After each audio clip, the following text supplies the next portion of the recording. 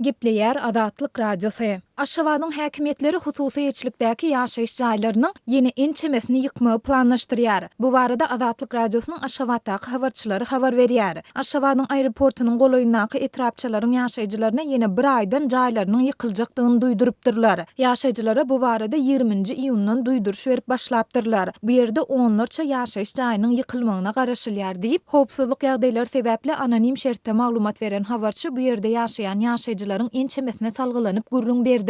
Onun sözlerine göre bu jaýlar Atamrat Niýazow şaýolunyň Ýaşyl Tuğ, Amanow we 2013-nji köçeler bilen aralygynda ýerleşýär. Şeýlede Atamrat Niýazow şaýolunyň urunaky 21-nji orta mekdebiň golaýyndaky jaýlaryň hem ýumrulmagyna garaşylýar. Habarçy Aşgabatyň häkimetleri tarapyndan ýykyljak hususy ýaşaýyş jaýlarynyň eýelerine başga ýerlerden kwartiralaryň beriljekdigi barada wada berilendigine, ýöne onuň nähili esasda beriljekdiginiň aýdyn bolman galýandygyny hem bellidi. Häkimligiň işgärleri ýaşaýjylara wagtlaýyn dogan aryndaşlarynyň ýanyna göçmegi maslahat beripdirler diýip habarçy bellidi. Şol bir wagtda adamlar beriljekdigi aýdylýan jaýdan hem mahrum bolaýmaýyn diýip öz nägileligini bildirmekden hem saklanýarlar. Bu habary Adatlyk Radiosynyň Aşgabatdaky habarçylarynyň ýene biri hem tasdiklap, Bagtyarlyk etrap häkimliginiň resmiýleriniň bu sebitdäki raýatlara ýykyljak jaýlarynyň resmiýnamalaryny taýýarlamagy tapşyrandygyny aýtdy. Jaýynyň resmiýnamasy düzü bolan ýaşaýjylara kwartira beriljekdigi wada berilipdir diýip anonim şertde maglumat beren habarçy aýtdy.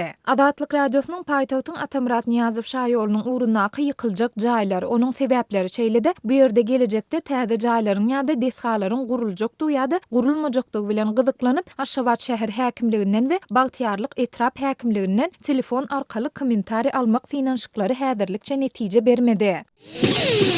Türkmenistanlaryň ýurtdan gitmek we dolanmazlyk islegleri artýar. Habarçylarymyzyň sözlerine görä öz ýurduna dolanmakdan saklanýan Türkmenistanlaryň arasynda daşary ýurtlarda bilim alýanlaryň we gazanç edýänleriň sany artýar. Onuň bilen bir wagtda ýaşaýjylaryň ýurduň daşyna göçüp gidýän halatlary köpelýär. Daşogulda durmuş çydarýarly bolmady. Ören köp adam hatda döwlet wezipelerinde, polisiýada we häkimliklerde işleýän adamlar hem işini taşlap gidýärler. Ýoksa olaryň gazanjy beýlekleri garanda yaramaz däl. Hem şonda da ýaşamak üçin ýetmeýär diýip Adatlyň Türkmenistandaky habarçysy 3-nji ýylda habar berdi. Türkmenistanyň kronikasy näşri Türkmenistany dolanmak islemeýän Belarusdaky türkmen studentleri barada habar berýär. Näşriň bellemegine görä bu ýurtdaky agyr işsizlik, korrupsiýa we daşary ýurt diplomlarynyň kabul edilmezligi bilen bagly. Ýa-ni ýakynda Türkmenistanyň bilim ministrligi mundan beýlek ikrar ediljek daşary ýurtly ýokary okuw jaýlarynyň çäklendirilen sanawyny çap etdi we raýatlarynyň daşary ýurt bilimini tasdiklatmak işini has hem agyrlaşdyrdy. Näşriň 1-nji ýylda çap eden maglumatynda Belarusyň Mogilov şäheriniň Kuleshov adyndaky döwlet uniwersitetini tamamlan Türkmenistanlynyň ýagdaýy barada gurrun berilýär. Ol resmi sanawda öz okan ýokary okuw jaýynyň adyny tapman Türkmenistanyň Belarusdaky elçihanasyna ýüz tutupdyr, emma anyk bir düşündürüş alyp bilmändir. Egerde biziň ýokary okuw jaýymyz sanawda bolan bolsa-da diplomy Türkmenistanda tasdiklatmak üçin uly para bermeli bolardy. Gynansak da bu sistema şeýle işleýär. Emma mundan soňra meniň iş tapjagyma kepil ýok. Men Türkmenistanly watandaşlarymyň ençemesi bilen gepleşip gördüm. Olardan hiç biri dolanyp barmak islemeýär we bu ýerde galmak ýa-da başga ýurtlara göçüp gitmek üçin mümkinçilik tapmagyň aladasyny edýär diýip Türkmenistanyň kronikasyny näşri Türkmenistanly raýata çeçirleýär. Türkmenistanyň häkimetleri migrasiýa bilen bagly problemalary resmi derejede agzymýar, sanlary köpçüligi ýetirmeýär. Türkmen resmiýetleri bu meselede azatlyga kommentari bermekden ençeme gezek ýüz öwürdiler. Daşary ýurtlaryň resmi maglumatlaryna görä Türkmenistandan gidýän adamlaryň sany gitdigi çartýar. Türk resmiýetleriniň sanlaryna görä şu ýylyň mart aýynda diňe bir aýyň dowamında Türkmenistanyň 23 000 çemesi raýaty Türkiýe barypdyr. Adatlyk Radiosynyň Türkmenistandaky ygtybarly çeşmeleri soňky 10 ýylyň dowamında ýurduň daşyna 1 879 000 adamyň çykandygyny habar berdiler.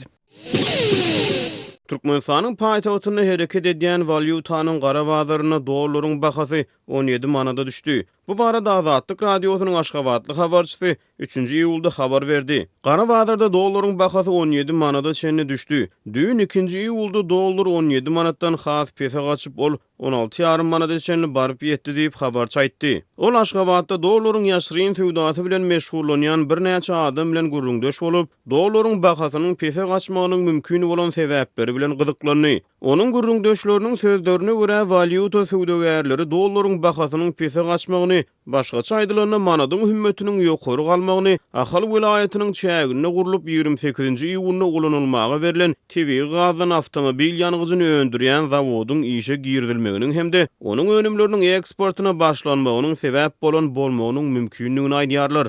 Iqtisadçylar milli pullaryň hümmeti bilen ýurtdaky içerki önümçiligiň arasynda berk baglanyş gurýar. Türkmenistanyň mundan bir aý töwere wazal dollaryň gara bazardaky bahasy 18-19 manat töwereklerinde. Azatlyk radiosynyň Aşgabatdaky habarçysy 27-nji maýda dollaryň gara bazarda 18 manat 50 tengeden satyn alınıp 19 manatdan satylýanlygyny habar beripdi. Martyň ortalaryna daşawuzda dollaryň gara bazardaky bahasy 19,5 manat çenine baryp ýetdi. Türkmenistanyň Merkezi Banky ýurtda 1 dollaryň manada bolan resmi gatnaşygyny 3,5 manatlygyna saklaýar. Gepleýär Azatlyk radiosu. Türkiýanyň Istanbul şäheriniň polisiýasy teýilgäkde neşe maddasyny satýan türkmenistanly denany tutsak etdi. Bu barada Türkiýanyň media terişdeleri habar berýär. Haberler.com neşriniň 1-nji iýulda çap eden habaryna görä, Türk polisiýasy Gülran K diýilip adlandyrylýan türkmen denanynyň Günewakar çygdynyň gabynda geroin we metamfetamin maddasyny ele saldy. Türk polisiýasyna Ataşehir etrabyndaky İçerenköy etrapçasynyň Huzur Hoca köçesiniň uğrundaky teýilgäkde bir aýalyň neşe maddasyny satýandygy barada maglumatlar gelip gowuşdy. Şondan soň bu ýere baran polisiýa işgärleri türkmenstanly denanyň neşe maddasyny satýandygyny anyklady. Denana deýişli Günewakar çygdynyň gabynda 5,13 gram geroin we 0,17 gram metamfetamin maddasy tapyldy diýilip habarda bellenilýär. Aýdylmagyna görä şondan soňra türkmenstanly denanyň İçerenköy etrapçasyndaky öýünde gözlük işleri geçirilip bu ýerde 107,19 gram geroin, düzümünde neşe maddasy bolan 40 sany tabletka neşe maddasynyň satywyna gazanylan ortaça 37 Amerikan dollary möçberindäki 217 türk lirasy ele salyndy. Şeýle-de öýde tapylan zatlaryň hatarynda bir sany elektrik tereze, bir sany 30 cm uzunlygyndaky bıçak, 2 sany sapança, 11 sany ok, 1 sany pistolet we başga-da 30 sany ok hem bar. Türk mediasynyň habarynda Türkmenstanly denanyň neşe maddasynyň söwdasyny etmekde tutsak edilip türme iýerilendigi aýdylýar. Azatlyk radiosu türkmen denanynyň soňky ykwaly onuň näçe wagt möhleti bilen türme tutsaglygyna hökm edilendigi barada Ataşehir etrabyndaky İçerenköy etrapçasynyň polisiýa bölüminden maglumat alyp bilmedi. Bilip geçdik, bu Türk medeniýetinde Türkiýede ýaşaýan türkmensanlar barada soňky bir aýdan gowrak wagtyň dowamyna çykan 5-nji habardyr. Türkmensanlaryň daşary ýurtlarda duçar bolýan ýagdaýlar barada türkmen medeniýetinde hiç ýyly maglumat berilmeýär. Bu habarlar barada Türkmenistanyň Türkiýedäki ilçihanasy hem häzirlikçe kommentari bermekden saklanýar.